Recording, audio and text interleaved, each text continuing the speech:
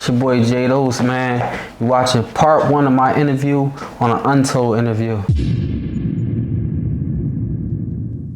Now, how did that battle between you and Math, happen? At the time, like I said, I was battling everybody. Like, you feel me? Hattie, everybody. And I had just battled NH at the Sneaker Villa tournament, and Big Will was on the phone with Smack. And Smack wanted Cicero at the time. Cicero was signed under him or whatever. But Cicero ain't want to battle. So Big Will was like, nah, I got Dose. To Smack. Smack like, who the fuck is that? Who's Dose? And Big Will was like, look, this dude done battled everybody. All them top battle rappers you hear in Philly, Dose battled him. And he ain't lose. He's like, and Big Will, Smack knew about NH because NH had just battled T-Rex, which is another prominent battle rapper in New York. So he's like, what up with NH? And Big Will was like, Dose just beat NH. Like, he beat him. Like, I ain't say this, NH my man, I ain't say this. But that's what Big Will said. I guess to sell me to Smack. Smack was like, yo, bring him to New York. So now I'm in the hood like, yo, I'm about to get on Smack DVD. I never think I'd get on it. It's the biggest DVD in the world, like Smack. So Big Will he pull up on me, push up on me. He got all his artists in the wheel. He got the minivan or whatever. And I had to get in the trunk. So I rode up there in New York in the trunk of the van. That's wild. Yeah, but I was that hungry. I'm a humble person, man. I come from humble beginnings, man. So yeah, I had to ride up there in the trunk of the van. Well, that's paying dues. I know a lot of people that had to, go on tours with big time artists. They had to do what they had to do. To get there. Yeah. At that time that y'all going up to New York. Now, was that in a gym, or where was you guys at? It might have been a gym. It might have been one of them joints in the school where, like, it's half a gym, half auditorium. Some schools got that where they can't afford both. They would just have it at all in one. So it might have been that, but I thought it was an auditorium. Okay. And with that battle, man, I didn't know how I was able to battle there. Like, I was excited because to bring the entire Philly repertoire there. Like I had a bit of everyone in me as far as like stylistically. Like Kobe would mention how he had Jordan's fadeaway, AI crossover, and made it who he was, like just somebody miscellaneous with everything assembled, like hodgepodge. That's how I was in Philly. Like, I took everybody's, I feel as though their best attribute. Like, it was like taking Steph Curry's 3, taking LeBron's dunking, that's what I did with Philly. Like, I listened to every rapper in Philly. I was an ardent fan of Philly battle rap underground wise. You know what I'm saying? Well, just rap wise.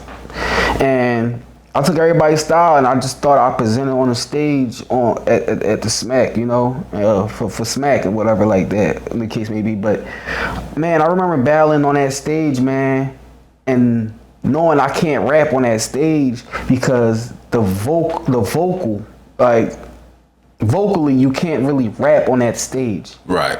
I mean, it came out sounding okay. So y'all didn't have like no mics, no nothing? No mics, but like, it's hard to really explain unless you're a battle rapper of how to rap vocally on a stage. Because at the time, it was before everything was structured on how to rap vocally on stage. This is why they rap the way they rap. They're stylistically, if you hear battle rappers, they're da da da da da da da. Because it's like when you rap without a mic and on stage vocally, your sound is so expanded.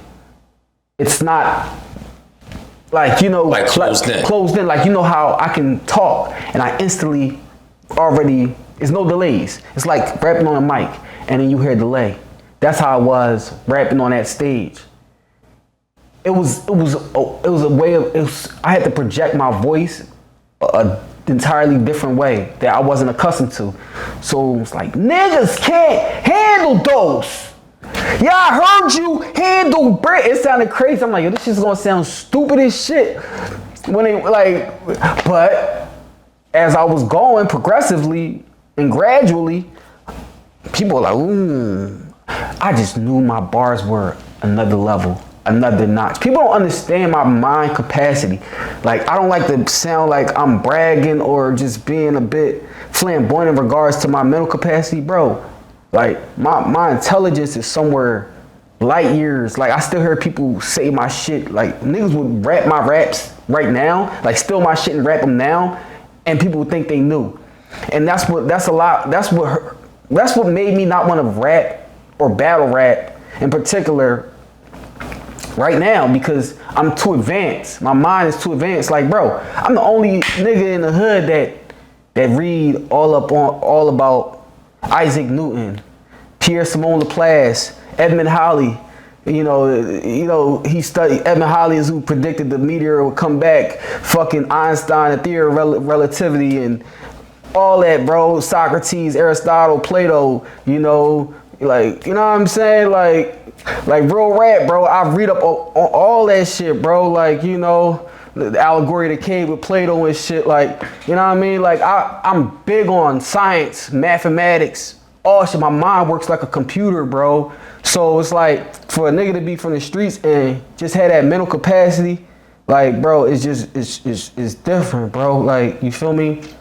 Like my mind is somewhere else, bro. Like, I say shit.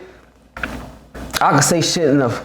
Like I mentioned fucking Einstein, like how 4 dimension, you know, time and space, like that's how my lyrics are. It's like 4 dimensions, you feel me? Like, you feel me? Like, you gonna need a new mathematical framework to understand my shit, bro. Like, that's how advanced I am. And I think that's why I'm at fault at the same time, simultaneously, because it's too advanced for minds to a point where people blame my delivery, because I'm able to say triple entendres, double entendres so fluently without having to break it down like these battle rappers who don't have the capability to say as fluid as me. You know what I'm saying? Like, I can say some regular words and it'll mean 3 things at once, and commenters and viewers will say, oh, it's because it's his delivery. He's not. No, they made it so they weren't as skilled as I am. They didn't have the adept. They weren't adept as I am as far as lyricism. So they had to break down their lyrics for you to understand it, where I can say so much and don't have to break it down because I'm so fluid. I have so much fluidity with my lyricism. It's hard to explain. It's hard to articulate, man, because it's gonna go over heads. And it's crazy. I'm in a point in my life where I love to be humble, and I embrace humbleness. So by me talking about myself in this facet, bro, I don't like it, but it's the only way to describe my lyricism, bro. Like, real rap, I'm advanced. I'm on another level, bro. Like, one day people are gonna watch my battles and they're gonna find out quadruple and triple entendres that they never heard before, that they didn't catch 10 years prior.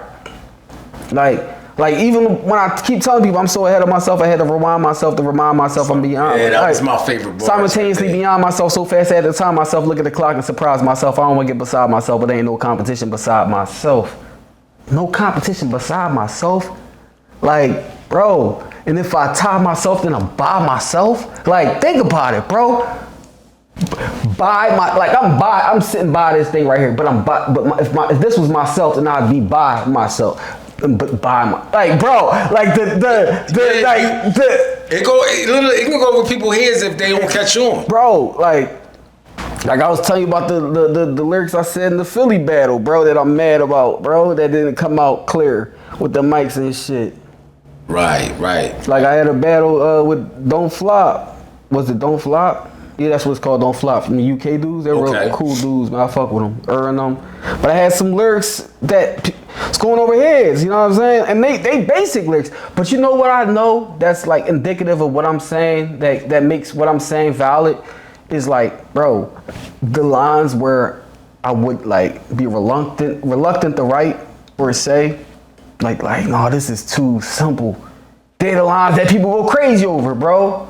And that was like sure the case. It wasn't, to them it's complex though. Okay. Oh wow. Okay. Like, you feel me? Like, that's I would like when I remember I was battling in New York and I was battling, I forgot that dude's name. Zay, I think it was like, and I said the most basic line that I was thinking so hard on not putting down. Like, dog, should I say this shit, bro? This shit sound basic as shit. That was the line they went crazy over. I'm like, yo, that's really indicative, bro, of my style. And don't get me wrong, there's a lot of rappers and lyricists, like, far as just battle rappers who has punchlines just as crazy as mine. Right. But the difference between me and them is that I can say it fluidly. Oh, the difference between me and them is like I can really just say it fluidly, like just like without having to force it for you to understand it. Right. And I get it that maybe it's bad on my behalf to do it in that facet because it's not catering to the crowd. But I can cater. But it's like I don't understand. I think their flaws is what helped them be able to cater to the crowd, because their flaws is what they're flawed in is not being able to actually rap and just know how to say punchlines and metaphors. So it became very easy for them to cater punchlines and metaphors to a crowd because they conditioned themselves to cater it to themselves first. If that makes sense. That makes sense. If you can't rap and all you can make is punchlines and metaphors, you're repeating it to yourself constantly, being redundant in that regard. So you repeating it to someone else to understand that same facet, it's easier versus somebody who just writes raps and it comes second nature and it's come fluid, like without force. And what I mean by without force is like I can say a normal sentence and it will go over your head because it's a normal sentence. You get what I'm saying? You would take it as a normal sentence. Like I spoke about Plato's allegory of the cave, where it's more about you gotta look beyond physical and materialistic meaning and dig deep. So the normal sentence is the physical, materialistic shit, but it's so much beyond that normal sense. Like, you know what I mean? Like I would say some shit like have you mourning. I say I have everybody. Fuck up. I say some shit like I just come up with some shit like have everybody mourning when they find you sleeping awake. Like, you know what I'm saying? Like you know how you sleeping awake. You ever been sleeping awake? Yeah. No, so I'm saying like how you mourning. You know, you see the morning and now you sleeping awake. No, well, everybody's mourning, now you sleeping awake. Funeral talk. Right. Sleep and awake. Sleep and awake. You know what I'm saying? It's like, but it's normal. It'll be a normal sentence. Like, yo, how you sleeping awake? But this ain't a good morning. I say some shit like that. Right. And just hit them with, okay, I got you. Because they mourning you. Right. And you're sleeping and awake. But sleep and awake. You know what I'm saying? You get the example I'm making? Yeah. You know what I mean? Like real rap, like, cause so like that's how I was structured. That's how I'm wired to say stuff so fluid. Like I'm saying it as opposed to not really understanding how to cater rap verses. So I gotta break it down because that's just my style, because I don't know how to rap to begin with. All I know is punchlines and battle lines. Get what I'm saying? Right. Let me ask you something. Your first battle that everyone know you for is the one with Math Hoffa. That was at the stadium, the arena, the auditorium up in New York. Yeah. Was Math the person that you was initially supposed to battle? I wasn't. To be honest, I didn't know anybody. Okay. So for me to decipher that and distinguish Matt from anybody else, I didn't know anybody. I mean, I'm sure he says he was supposed to battle T-Rex, but me, I was just coming there to battle. Okay. It wasn't anybody in particular. It was just, yo, Dose, we gonna have you battle. We gonna have you battle on Smack DVD. You know what I mean? So. What kicked off the tension? Was it tension before you guys battled? Yeah. Okay. What kicked that off? Because he can identify the environment. Math, he's a very smart dude. He can identify the environment. He can identify what can catapult his career, what can at a time when you're excited about catapulting your career. It's the infancy stages of rap, battle rap for you. You're looking at the picture, you're looking at everything, and you're like, well, okay, these dudes, bunch of kids, bro. They ain't from outside their city, and they talking that tough shit. I could be bully guy. I could be the bully right here. I could put this facade on and look good. So I could bully them and get away with it. You know, people are more calculated than you think, especially a battle rapper whose whole concept of thinking is being calculated. You know what I mean? And throwing the haymaker. Don't let that go over your head. That was, you know what I'm saying? Real rap. But he used that same concept. I knew him. You know what I'm saying? So, yeah, he peeped it. I'm like, look at these dudes. So when he came in, everybody I'm with is probably like 5. The tallest is like outside of me is probably like 5, 6. You know what I'm saying? It was easy to peep it out, bro. And that's what made me not believe who he was. Because, you know what I'm saying? I say that stuff in my third round. It's like made me not believe because we didn't look tough.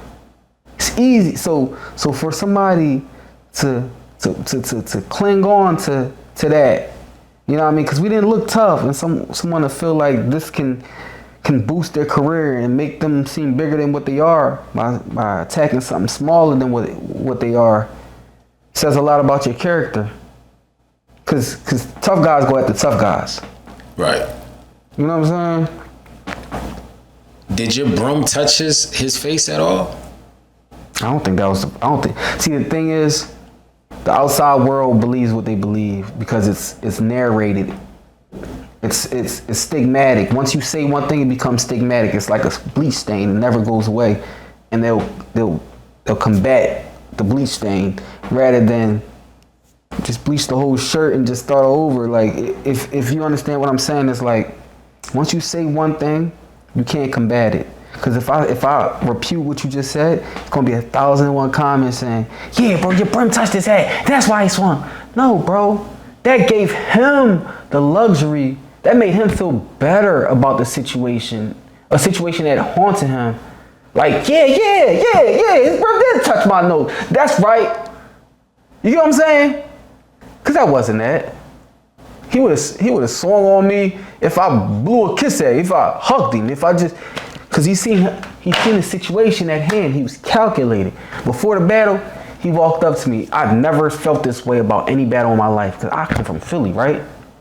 This was the first time where I was actually like, damn, this nigga's trying to really this nigga's trying to fight me. Like, you feel me? I was down in Philly where our faces is smashing each other's face. Like, we about to kiss. We acting this.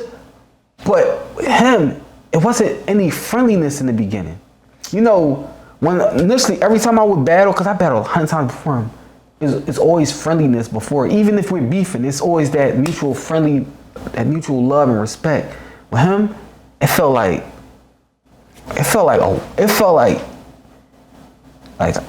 he wanted to kill me from the rip. Like it wasn't that. You know what I'm saying? Right. You know how you could have a boxing match with somebody, and before the boxing match, y'all both might obviously you get in the ring with that person, y'all might kick it and smile like Javante was just doing with the dude, how they were in each other's ear laughing. Like they showed each other they were human first. He didn't when I seen him, it just didn't seem he was showing me he was human. It was a different vibe. Yeah, different feels. Like the facade and persona was there. It wasn't like usually when you battle somebody, bro, you see they're human first. You walk up and say, yo, what's up, bro? Yeah, what's going on? Even though they might friendly, you can just feel it. With him, it was just like, bro, I will beat you the fuck up. He grabbed me, he's like, yo, like on some Debo shit, yo, come here. See your man over there, bro? I'm a kid, so he talking to me like a kid. Like, see your man, youngin? I'm like, yeah. He like, yeah, don't do that with me. Don't get in my face. I'm like, all right. People don't see when you look at stuff in the cameras, right? You like two guys, but I was a child, bro. I was just getting out of high school. This nigga was already a grown ass man. He was like, you feel me? So I'm looking at it and I'm like, damn, I'm in this big city, bright lights, like big stage, smack. I'm shrinking in the moment. I'm like, damn, bro. Like everything big as shit. Like, you feel me? So he's like, yeah, bro. All right, youngin, don't get in my face. Like he gave me that look, like you could that look of disgust, like. So I'm like, Alright. Like, so when I'm rapping, I notice him getting close to me now. So I'm sarcastically like, bro, like shaking my head while he rapping, like, yo, bro, you moving up to me, bro. You alright, so you wanna do that? I'm not no bitch. Fuck it. What's up? Yeah, you wanna move up to me? Yeah, what's up? That's why you started seeing me shake my head.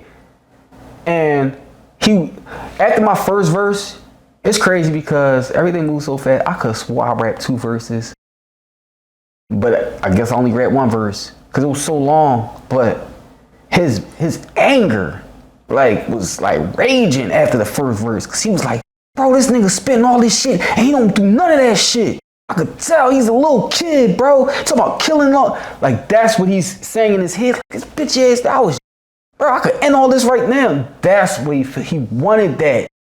So while he rapping, it's that very condescending bully rap. Like, look at this little bitch ass nigga. If I smack him, he'd probably go, like, that's why his rap style was the way it was. It was that people don't understand the dynamic and the science behind all that.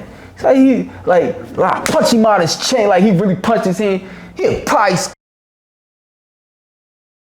yo, get out my face, son. This bitch, like that was what he was ready. Like, man, get out my face, son. You little bitch ass young boy. Like, you little ass kid. Like, that's him. So by me, any tough guy, anything I would have did tough would have set him off. I could have been like this, flagging. Like, who the fuck you flagging? Anything I would have did, because he was ready for me. He was ready to make a name off me. You know what I'm saying? Like, come on, bro. What happened after that?